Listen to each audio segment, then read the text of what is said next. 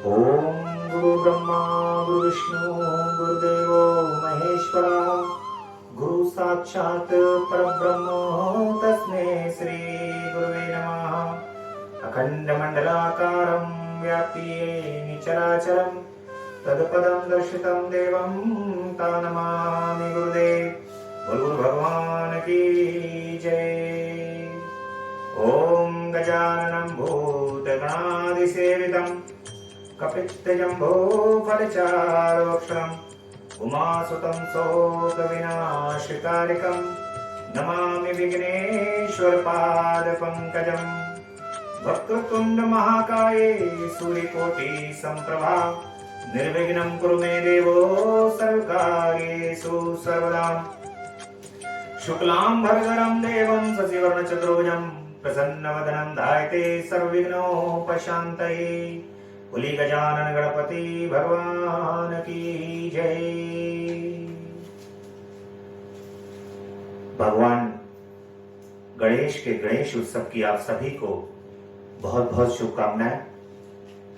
आज हम सभी को परम सौभाग्य प्राप्त हुआ है कि हम सब भगवान के गणेश पुराण के माध्यम से भगवान गणेश की महिमा को जान सकें। भगवान गणेश परब्रह्म है, पूर्ण ब्रह्म है और उनकी कृपा से समस्त संसार के अंदर समस्त वस्तुएं संसार की हो, आध्यात्म की हो, जीवन के अंदर किसी भी प्रकार का कोई भी वैभव हो, यश हो, कीर्ति हो, मान हो, सम्मान हो, पद हो, प्रतिष्ठा हो, सब भगवान गणेश की कृपा से बहुत ही आसानी से व्यक्ति को जीवन के अंदर प्राप्त हो जाती है। अब भगवान के यहां पर जो गणेश पुराण का पाठ आज हम लोग प्रारंभ करने वाले हैं, इस पाठ के माध्यम से भगवान आप सबका कल्याण करें। जो गणेश पुराण को भगवान के नित्य सुनेगा और भगवान गणेश की महिमा को जानेगा, उसके जीवन में सभी प्रकार से मंगल होगा, व्यापार में वृद्धि होगी, जीवन से सभी प्रकार के कष्ट दूर होंगे। इसी प्रकार से भगवान के पुराण का क्या महत्व है, एक महत्व की कथा है कि कितना महत्व है भगवान गणेश के गणेश पुराण को सुनने का। एक प्रसंग है, सौराष्ट्र देश में एक नरेश थे जिनका नाम था सोमकांत। सोमकांत बहुत ही सुधर्मी राजा थे। उनके राज्य में प्रजा जो थी बहुत सुखी थी, सुखपूर्वक रहा करती थी। राजा सब प्रकार से अपनी प्रजा का ध्यान रखते थे, संपन्न थे, धर्मज्ञ थे, ब्राह्मणों का सम्मान करने वाले थे। निरंतर उनके राज्य में प्रजा जो थी सुखी होती चली जाती। उनकी पत्नी का नाम सुधर्मा और निरंतर प्रजा की सेवा करते करते राजा के पुत्र हेमकंठ नाम के पुत्र उत्पन्न होते हैं। उनको भी राजा भली प्रकार से सभी प्रकार की धर्म की शिक्षा, अस्त्र शस्त्र की शिक्षा, राज्य को चलाने की शिक्षा, किस प्रकार से चलता है राज्य, प्रजा की सेवा किस प्रकार से होती है, ये सभी वो समय समय पर उनको बताते रहते हैं। लेकिन इसी दौरान एक घटना घटती है राजा सोमकांत के जीवन में।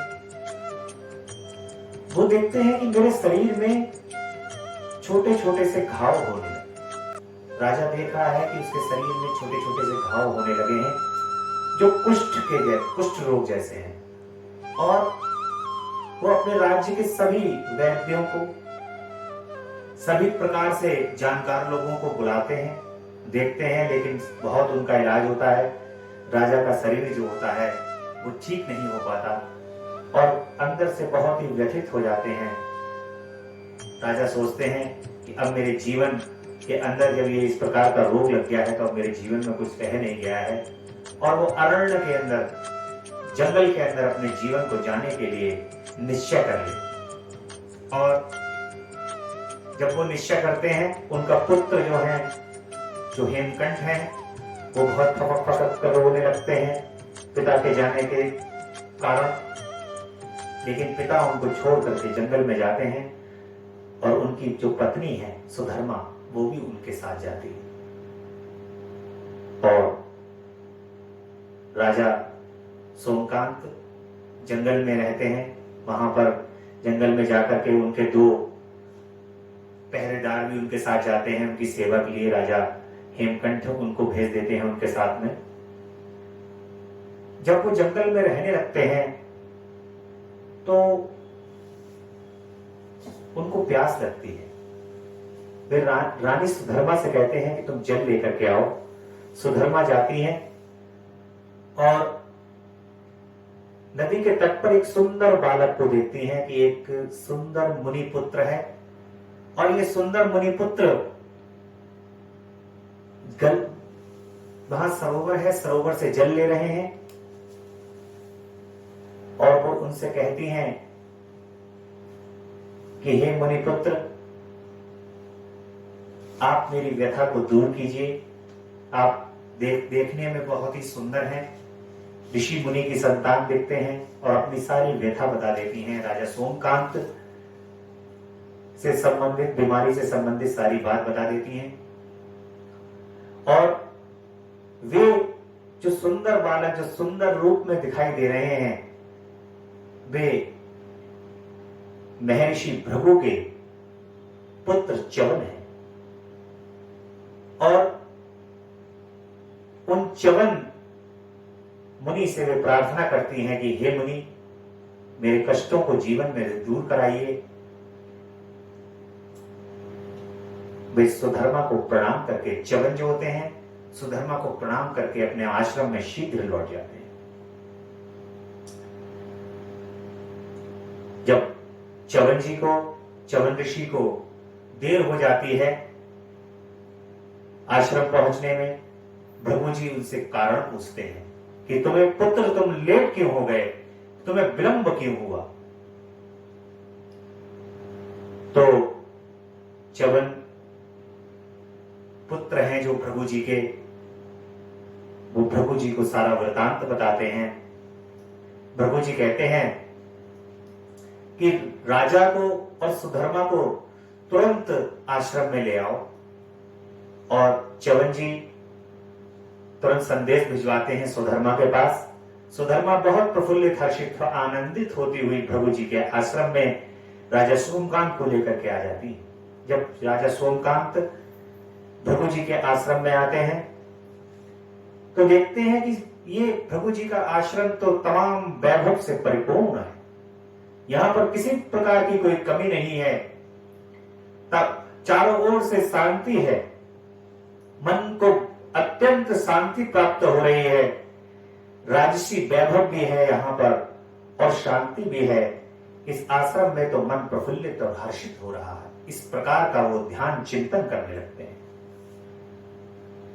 अगले दिन जब वो नहा धो करके तैयार होकर के भोजन कर लेते हैं, रात्रि विश्राम करके, अगले दिन जब महर्षि भृगु से उनकी भेंट होती है तब वे कहते हैं, सारा अपना वृतांत सुनाते हैं और कहते हैं कि प्रभु, हे भृगु ऋषि, ऐसे कौन से मेरे इस जीवन का दुर्लभ पाप है जिसके कारण ये कुष्ठ रोग मेरे शरीर के अंदर लग गया, जिससे मेरा ये शरीर गला जाता। महर्षि भृगु जो है वो अपनी दिव्य दृष्टि से राजा के सारे वृतांत को देख रहे होते हैं कि ऐसा कौन सा पाप किया था पूर्व जन्म में राजा सोमकांत ने कि जिसके कारण इनको ये घोर कष्ट प्राप्त हो रहा है। महर्षि भृगु कहते हैं कि मैं तुम्हें सारा वृतांत बताता हूं। पूर्व जन्म में तुम विंध्यागिरी निकट कोलाहर नगर में चित्रूप नाम का धन संपन्न एक वैश्य था। जो अपनी पत्नी सुभगा के साथ रहते थे, और सुभगा और विद्यागिरी पर्वत के पास चित्ररूप नाम का एक धन संपन्न वैश्य जो थे, ये जीवन को अपने विचरण करते हैं, और विचरण करते करते करते करते इनके पुत्र उत्पन्न होता है। उस पुत्र का नाम कामद था। ये कामद पुत्र इस जन्म में सोमकांत है। पिता और माता दोनों की मृत्यु हो जाती है। माता और पिता की मृत्यु के पश्चात ये बहुत ही दुराचारी होते हैं, मांस मदिरा का पान करने वाले होते हैं। जीवन में इन्होंने कोई पुण्य नहीं किया होता है, केवल पाप ही पाप किए होते हैं। इस कारण से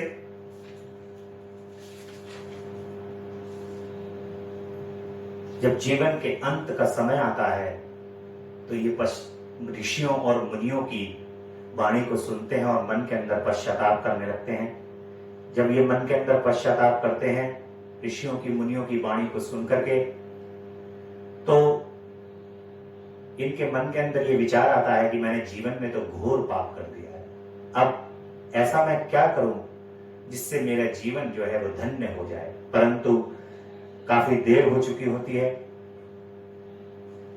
और समय निकल चुका होता है। कुछ ब्राह्मणों के कहने पर ये भगवान गणेश के पुराने एक मंदिर का जीर्णोद्धार करा देते हैं उस धन से जो उन्होंने जीवन के अंदर अपने अर्जित किया होता है। उस धन से गणेश भगवान के मंदिर का जीर्णोद्धार कराने के उपरांत थोड़े दिनों के बाद अनेक कष्ट को भोगते हुए इनकी मृत्यु होती है। महर्षि भृगु कहते हैं कि हे राजन, क्योंकि तुमने अंत समय में केवल एक ही अच्छा काम किया था, भगवान गणेश के मंदिर का जीर्णोद्धार करा दिया था, इस कारण तमाम यम की यातनाओं को प्राप्त करने के बाद भी एक पुण्य कर्म तुमने किया था, तो इस जन्म में तुम्हें राजा के रूप में आज प्राप्त हो, तुम ये शरीर प्राप्त हुआ है। इस प्रकार से महर्षि भृगु जो है वो उनको पूर्व जन्म का वृतांत बताते हैं। जब वो पूर्व जन्म का वृतांत अपना सुन लेते हैं तो उनको महर्षि भृगु की वाणी के ऊपर कुछ संदेह उत्पन्न हो जाता है, और उस संदेह के उत्पत्ति के कारण कुछ ही क्षण में महर्षि भृगु के शरीर से करोड़ों असंख्यों की संख्या में पक्षी निकलने लगते हैं, और वो पक्षी राजा सोमकांत के शरीर के जो घाव होते हैं उन्हें नोचने लगते हैं, और राजा विचलित हो जाते हैं और कहते हैं कि प्रभु, महर्षि भृगु से कहते हैं कि प्रभु, हे प्रभु मुझे बचाओ, हे प्रभु महर्षि मुझे बचाओ। तो महर्षि उनकी प्रार्थना को सुन करके भगवान गणेश के अष्टोत्तर न्यास मंत्र को पढ़ते हुए उनके ऊपर जल को छिड़कते हैं। जैसे ही उनके ऊपर अष्टोत्तर न्यास के जल को छिड़कते हैं वैसे ही उनके शरीर से एक छोटा काले रंग का दैत्य रूप निकलता है। वो दैत्य रूप को देखते देखते महाविशाल महाकाय हो जाता है, और जब वो महाकाय हो जाता है वो अपना परिचय देता है कि मैं पाप पुरुष हूं, जो वो पाप पुरुष जो राजा सोमकांत के शरीर के अंदर उपस्थित था। महर्षि भृगु कहते हैं कि हे, और वो कहते हैं कि मैं इसको खा जाऊंगा। वो पाप पुरुष कहता है कि मैं राजा सोमदत्त को खा जाऊंगा। ये इतना कहते ही भृगु ऋषि को क्रोध आ जाता है, और वो क्रोध में कहते हैं कि तू यदि इसको राजा को यदि तूने हाथ भी लगाया तो तुझे मैं भस्म कर दूंगा, और उसको एक वृक्ष के आम्र वृक्ष के पास स्थान प्रदान कर देते हैं। और आम्र वृक्ष के पास स्थान प्रदान करके महर्षि भृगु कहते हैं कि हे राजन, आपके शरीर समस्त प्रकार के पापों को दूर करने के लिए, जो आपके पूर्व जन्म के पाप हों चाहे वो इस जन्म के पाप हों, और समृद्धि के लिए, जीवन में खुशहाली के लिए आपको गणेश पुराण का पाठ सुनना चाहिए। यदि आप गणेश पुराण को सुनते हैं, भगवान की इस अनंत निर्मल कथा को यदि आप सुनते हैं, भगवान गणेश की यदि महिमा को आप सुनते हैं, तो आपके जीवन में जितने भी पाप हैं वे सभी पाप नष्ट हो जाएंगे। और राजा जो है भगवान के इस गणेश पुराण को बहुत ही विनम्रता पूर्वक हृदय के अंदर भगवान गणेश को स्थापित करके सुनते हैं। आप सबसे भी हमारा अनुरोध है कि भगवान गणेश की इस कथा को विनम्रता पूर्वक, श्रद्धा पूर्वक, भगवान में विश्वास करते हुए यदि आप इस कथा को निरंतर अविरल रूप से सुनते हैं तो आपके जीवन में पूर्व जन्म के पाप और इस जन्म में होने वाले सभी पाप नष्ट होंगे। भगवान आप सभी का मंगल करेंगे और भगवान गणेश तो सभी प्रकार की समृद्धि को देने वाले। जहां भगवान गणेश हैं वहां समृद्धि है। यदि आपने भगवान गणेश के इस पुराण को बहुत ही विनम्रता पूर्वक, श्रद्धा पूर्वक यदि सुना तो आपके जीवन का कल्याण होगा। ऐसे हम भगवान श्री गणेश के श्री चरण कमल में प्रार्थना करते हैं। और भगवान भृगु जी जो हैं वो सोमकांत, राजा सोमकांत से कहते हैं कि मैं आपको शिव पुराण की कथा जैसे जैसे आपको कथा सुनाता जाऊंगा वैसे वैसे आपके पाप जो है वो नष्ट होते चले जाएंगे। ऐसे ही जैसे जैसे आप इस गणेश पुराण की कथा को सुनते जाएंगे वैसे आपके भी पाप धीरे धीरे नष्ट होंगे और आप भगवान श्री के चरण कमल के अंदर आपकी भक्ति स्थापित होगी। भगवान विघ्नहर्ता आपके सभी विघ्नों को हरेंगे, आपके कष्टों को हरेंगे। इन्हीं शुभकामनाओं के साथ हम गणेश पुराण को प्रारंभ करेंगे। इस कथा के साथ भगवान श्री गणेश का नित्य चिंतन करेंगे और भगवान की स्तुति करेंगे। शुक्लां भरधरं देवं शशिवर्णं चतुर्भुजं प्रसन्नवदनं ध्यायते सर्वविघ्नोपशान्तये। ॐ गजाननं भूतगणाधिसेवितं कपेतजम्बूफलचारुभक्षणम् उमासुतं शोकविनाशकारकम् नमामि विघ्नेश्वर पादपङ्कजम्। बोले गजानन गणपति भगवान की जय। गणपति बप्पा मोरिया मंगल मूर्ति मोरिया। गणपति बप्पा मोरिया मंगल मूर्ति मोरिया। मंगल मूर्ति मोरिया। गणपति बप्पा मोरिया। गणपति बप्पा मोरिया। बोल गणेश भगवान की